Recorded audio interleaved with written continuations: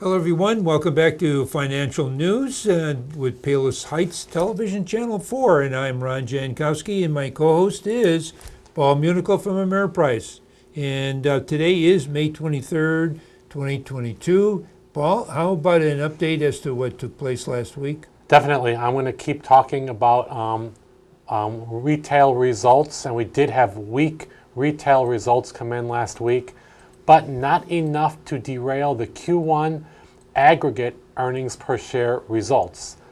Now, through last Friday, just under 95% of S&P 500 companies had reported their Q1 financial results.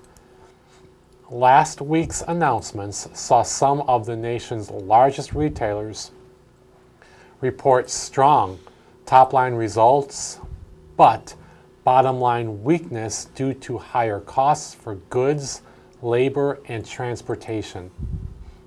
The reported shortfalls, however, were not enough to significantly alter the overall S&P 500 performance for the period. Blended earnings per share growth, which is actuals for those that have reported combined with estimates for the remainder, for the period now stands at positive 9.1% on sales growth of positive 13.6% at the end of the first quarter, which was April 4th. Consensus estimates were looking for year-over-year earnings per share growth of 5% and revenue growth of 11%. This all according to FactSet. The S&P 500 earnings per share growth is 12% positive, with Amazon alone excluded from the calculation. Since April 4th, estimates for Q2 through Q4 have declined by 48 cents, while estimates for 2023 are $1.23 higher. This week, there are 15 S&P 500 companies, predominantly retailers, scheduled to report. So we're going to anxiously watch those and hope for some better news than what we got last week. In this morning's report that we received from Ameriprise, and Paul, you might have some comments on this, the U.S. stock index futures are rebounding this morning, and after what we went through on Friday with a volatile session. We've had the market trending downward for weeks, so it's kind of expected to get a pop upwards at some point, and hopefully today might be the start of that. That's just the futures. They mean nothing. We want to know where the market closes. Exactly. Markets in Asia closed modestly higher on incrementally positive COVID data that's out of Shanghai, which is, I think they closed up that part of the country. Well, that's good news. I think you just said that the markets had closed up, so that's a hard number, and that's moving in the right direction. Europe is trading higher by about 1% at midday. It's good to know, too. We'll hopefully follow form with our markets. Who knows, though? In last week's big pullback, Treasury yields are modestly higher with the 10-year at 2.84%, and the 2-year is at 2.61%. It's going to be that way for now. The Bitcoin is rebounding with equities up 5% pre-market. WTI crude and gold are both up about 1%. Not good, but... Not major moves, though, at least for the futures.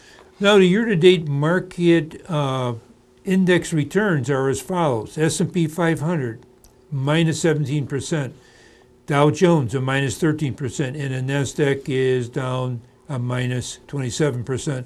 But the last huge correction we've had contributed to that number. Yeah, I mean, this is through Friday, those numbers, and they're not good. They're down, and it seems like every week for the last 8 weeks we've been reporting kind of lower and lower numbers. Wish we can rewind the clock, because last year it seemed like those were all positive. Very in positive. The same amounts. Yeah. But the market, as we know, goes up and it goes down, and right now we are in the downs. But eventually, hopefully, this recovers and we bounce out of this. All right. Thank you, Paul, for the update. Stay with us. We are going to be back in a short moment bringing you our show called Your Money, and interesting topic that Paul brings every week. Stay with us. We'll be right back.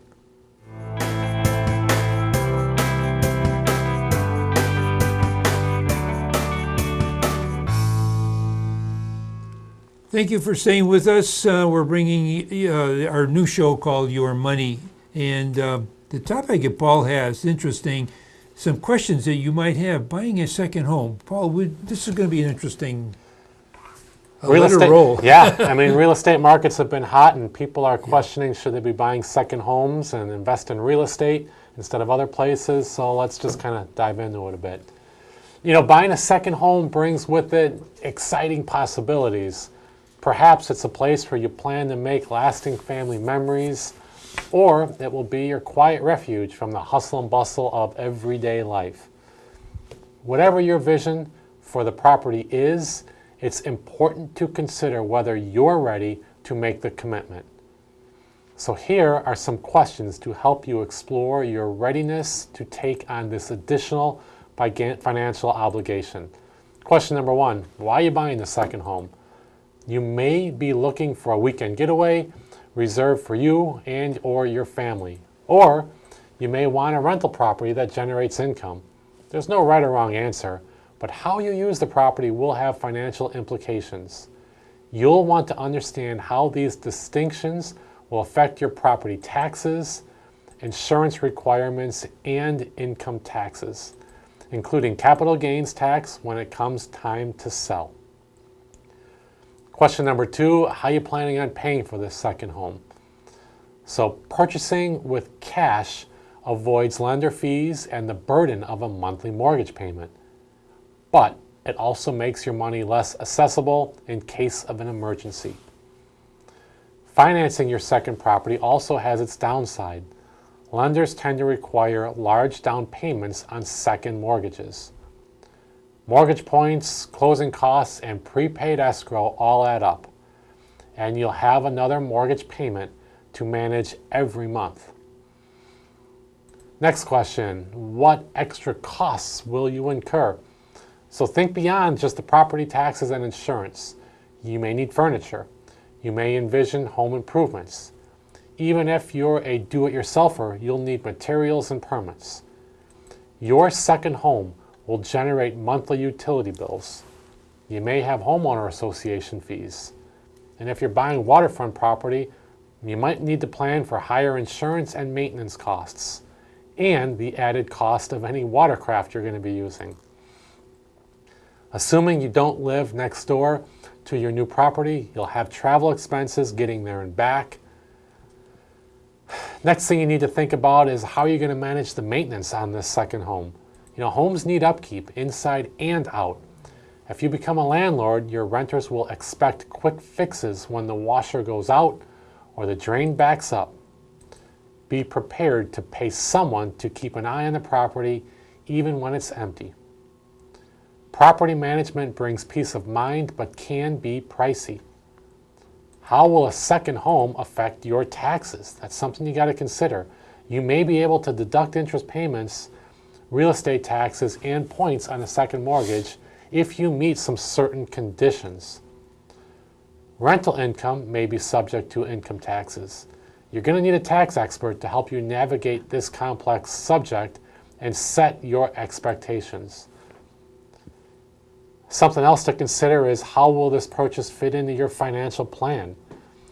If your priorities are in order, a second home may fit nicely into your long-term financial goals, but are you making regular contributions to your retirement account? Do you have minimum debt? Do you have a substantial emergency fund? How's the college fund growing? Answering these questions in the affirmative may mean you can start safely shopping for a second home.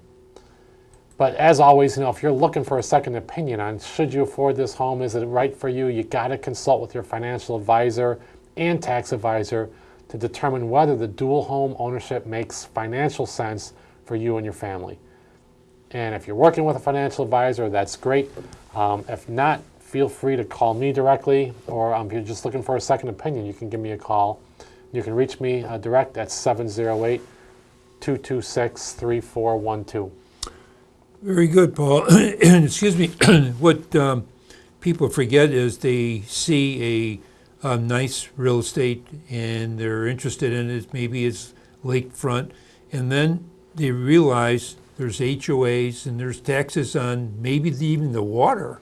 depending where you're at. Yeah. Besides the property itself that you live in your home, you have to be very, very careful. You take all of that into consideration and maybe have a professional help you through that to make sure you're not going to get into trouble a year or two down the road. Right, and as you know, like with any other bills, they just keep coming in every month. You They got don't to pay stop. them, and typically on these kind of properties, they don't go down. They usually go up every year too. So, all things to consider. Yeah, very true.